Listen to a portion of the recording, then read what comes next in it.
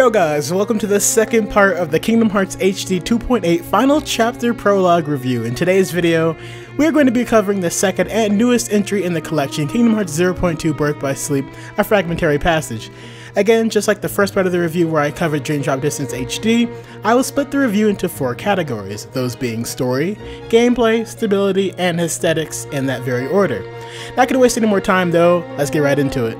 Kingdom Hearts 0.2 Birth by Sleep, a fragmentary passage, is the newest installment in the Kingdom Hearts series. The story picks up right after the secret episode in Birth by Sleep and goes all the way to the end of Kingdom Hearts 1 as it follows Aqua in her journey through the realm of darkness, as she tries to seek answers as well as get back to the realm of light. Though the game is mostly about Aqua and her adventure through the realm of darkness, it starts with Mickey telling a story of how he met her when he had been there in the realm of darkness back in Kingdom Hearts 1.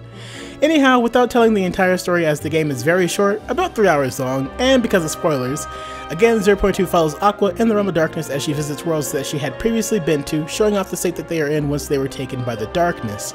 As she goes through said world, she is ridden with grief as she remembers how the worlds used to be. She also has constant flashbacks of her 2 best friends, Terra and Ventus, as she is worried about their well-being after the events of Birth by Sleep. Up until the end of the game though, it really just shows Aqua and her struggles traversing through the darkness, and then it leads to the most current part of the story. Kingdom Hearts 0.2 connects a lot of points and answers a lot of questions that longtime fans of the series may have been wondering. Although the game itself is not very long, if you're just trying to catch up on the story, the answers to those questions you may have make it worth the play in my opinion. Moving on to the gameplay segment of Kingdom Hearts 0.2, it has a unique mix of previous gameplay styles that have been in the series previously, the command menu and the command deck. The command menu from Kingdom Hearts 1 and 2 make a return as the main combat system. You have your attack, magic, and item choices that you can choose from accordingly. The MP bar has also returned, of course to put a limit on the amount of magic one can use at one time. Though, here's where the difference comes in. There is something that was introduced in this game known as situation commands, where a prompt to use certain magics or command styles will come up. Command styles being something that was only in Kingdom Hearts Birth by Sleep by using the command deck system. Aqua is able to get into her Spellweaver command style from Birth by Sleep just by doing regular combos on enemies.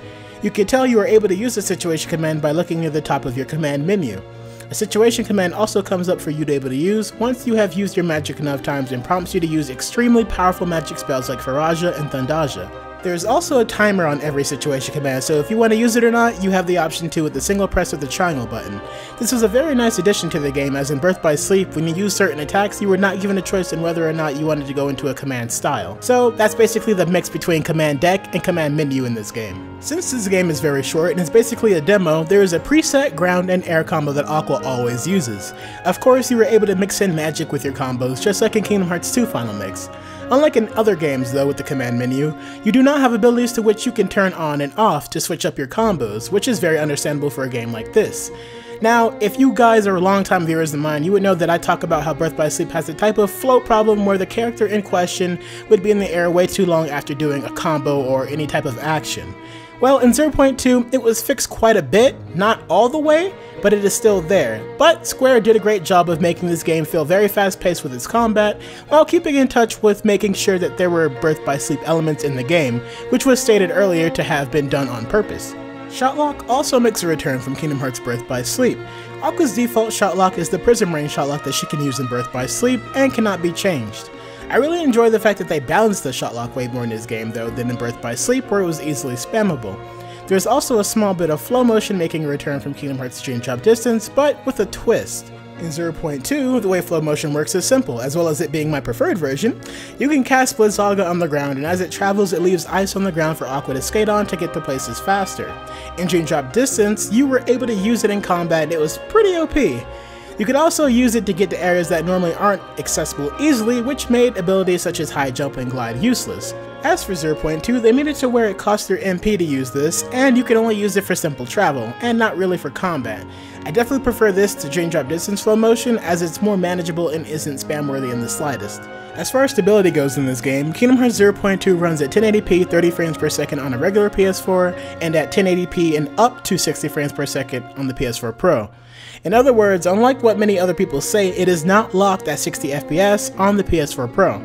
As far as stability goes in hand with the gameplay, it runs good with no real game-breaking glitches or crashes. If you are playing on the PS4 Pro, and since the FPS is not locked, you can expect little frame drops from doing certain actions, but of course that's to be expected. Going into the aesthetics, this game looks absolutely beautiful. Do I really need to say more? As obvious as it may be, 0.2, with the exception of back cover, is the first in the series to run on Unreal Engine 4.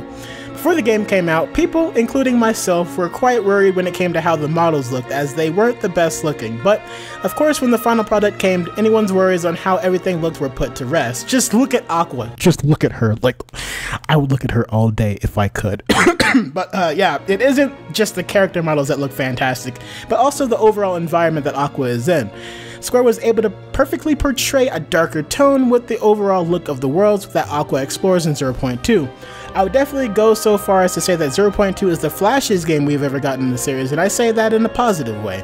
The Keyblade particles when it's summoned or when it disappears, the look of certain magics like Faraga and Thundaga, and just, it looks absolutely stunning. Like, that wasn't supposed to be a pun. Just go with it. You get my point. Let's move on.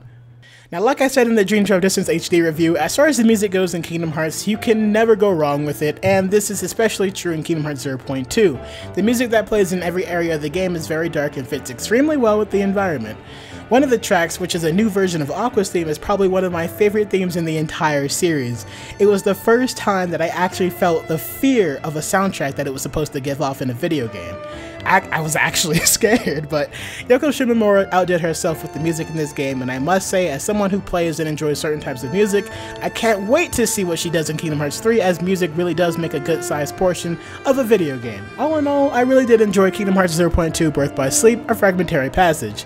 Though there are some things that I would fix, considering what the short episode was and what they set out to do, I would say that they did those things great, and that this was definitely a step up from the other games like Birth by Sleep or Dream Drop Distance. If you go into this collection thinking, is it really worth the money to experience this? Well, you're just gonna have to wait for the next and final part of the review. Just know that I can see them heading in a good direction and can't wait to see further progress. We have one more part to go before we fully finish, and that would be the Kingdom Hearts Key back cover review. I promise that that one won't take as long as this one did to come out, so please look forward to it. If you guys enjoyed the review, please leave a like, as I really appreciate it and it helps out the channel. Subscribe for more Kingdom Hearts content or gaming content in general if you haven't already, and I will see you guys in the next video. It's been Lumen72, and I'll see you guys next time. Peace out.